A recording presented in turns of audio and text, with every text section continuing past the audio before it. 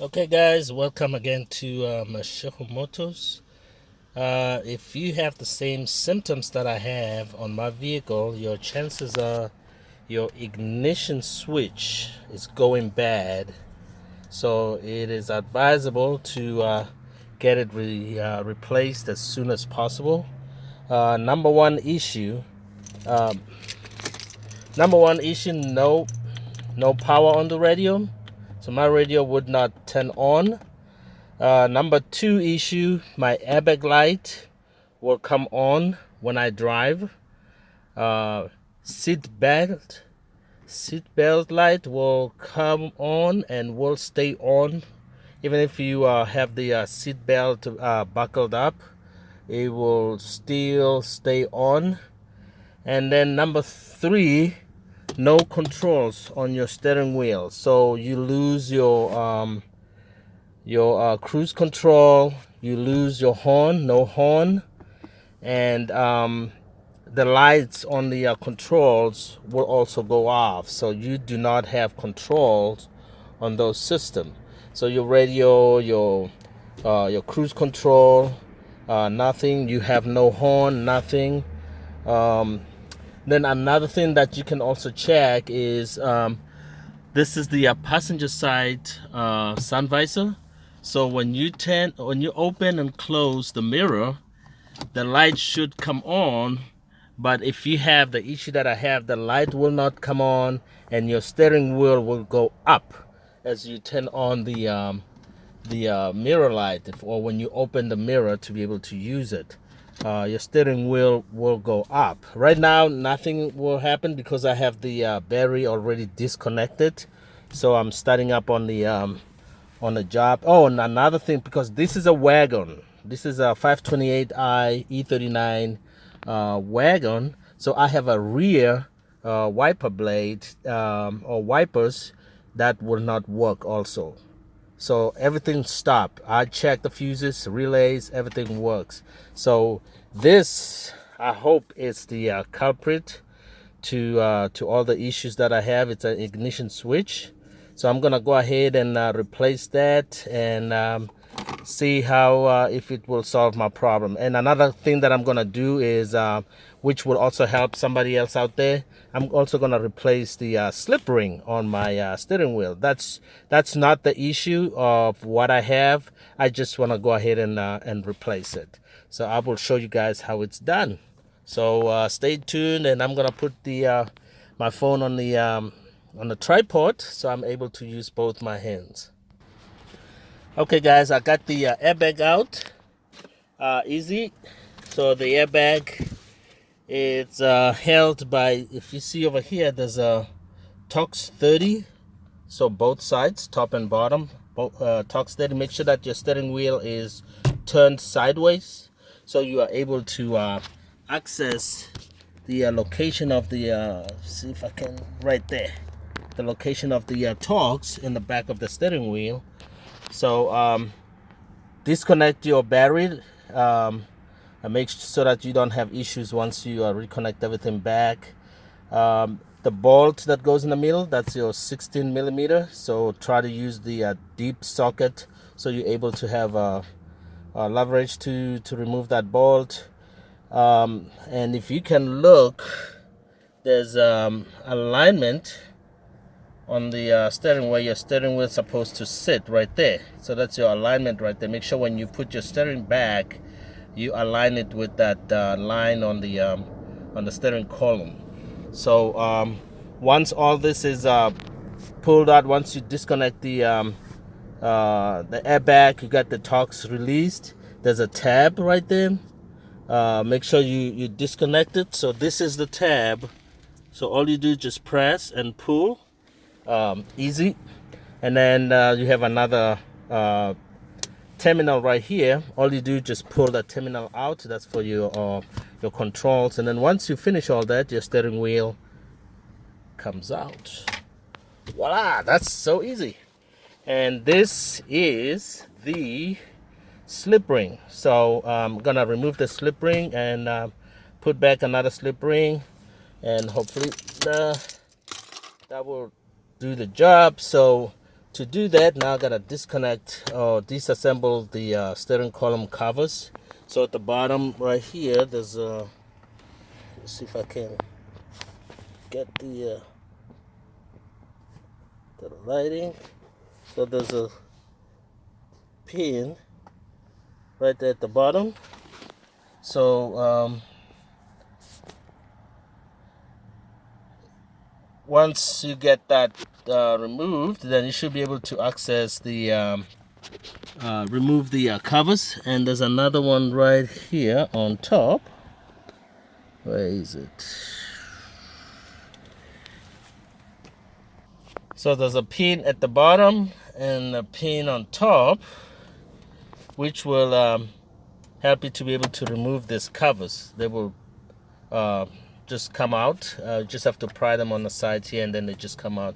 So one pin at the bottom and one pin on top, and you should be able to remove those pins. Okay, guys. Once you get those pins removed, then you dislodge the bracket from the clips. There's clips on both sides of the bracket, and these are the screw pins type of, the plastic pins that keeps the bracket in place. Then you're gonna find these 4 T25s. 1, 2, 3, 4 right there, T25s. So you go ahead and remove those T25s screws, and then you're gonna have 1, 2, 3. It's one here on top, one at the bottom, and one on the side. Electric clamps that you have to disconnect. So if I open here, there's a white one on this side. This white.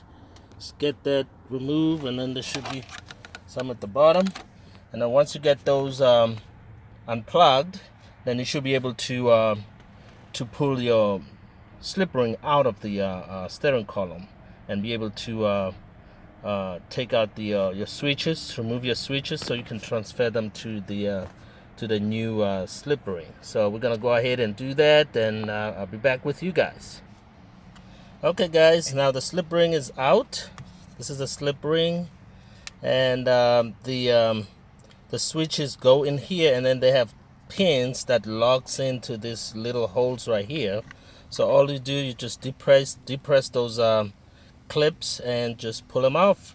So it's not a big deal. So like right here, I already have one installed, so I'm just gonna put it right here and see if I can show you guys how easy it is to install the switch. So the switch pretty much goes in here, and then you just press it in place. That's it. And switch, it's already in place. And then from here, you just mount it in and put on the plugs, and then that should be go. Okay, guys, the goal of this work is to replace the ignition switch. Now that I'm way down here, okay, the ignition switch sits on the side here. This is your ignition switch right there. So all you do is, once you have all your covers removed, it should expose your ignition switch. So all you do, unplug this switch right here, this wiring, and once you remove it from the ignition switch, there's gonna be 2 30 torques, one here at the bottom and another one is on top. And then once you remove that, that should release the bracket that holds the ignition switch. And then another 2 little tiny bolts. If you see this orange tab right there, there's one there, and then there's another one all the way back there.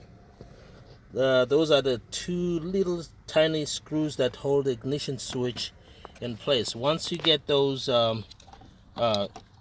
screws removed, your ignition switch is free to come out. Okay, and once it's out, then you can go ahead and put back your new switch. So these are the switches. I have to make sure that I remember to put in the correct one when I'm done with this. So the one on your left side, that's the new one, and the one on the right side, that's the old one. So I'm gonna go ahead and put back the new switch, and I'll show you once it's put in, guys. Okay guys, now the ignition switch put back in place, plug is in. All you do, just put those two screws tucked in at the bottom, and then just put in your plug back, and your ignition switch is in place. And so now I'm gonna put everything back in reverse, put in the slip ring or the steering wheel switch combination, put everything back in, and see if that will solve my problem. Okay guys, everything's back on, the covers are back on, and now the next thing to do is put back in the steering wheel. And remember this marking right there, this marking right there, you want to align it with the one that's on the steering wheel, so you can get the nice clear alignment on your steering. So I'm gonna go ahead and put the air back on, and reconnect the battery. Okay guys, ignition switch installed, the car is running, no airbag light, and the radio is back playing, and I also have a horn. So I repeat, if you have the issue that I have, make sure you replace your ignition switch. That is your main culprit for the gremlins. I call them gremlins because you have all these electrical issues going on at the same time. But thank you so much. I hope this video helps someone out there, and give me a thumbs up and subscribe to my channel. Thank you much.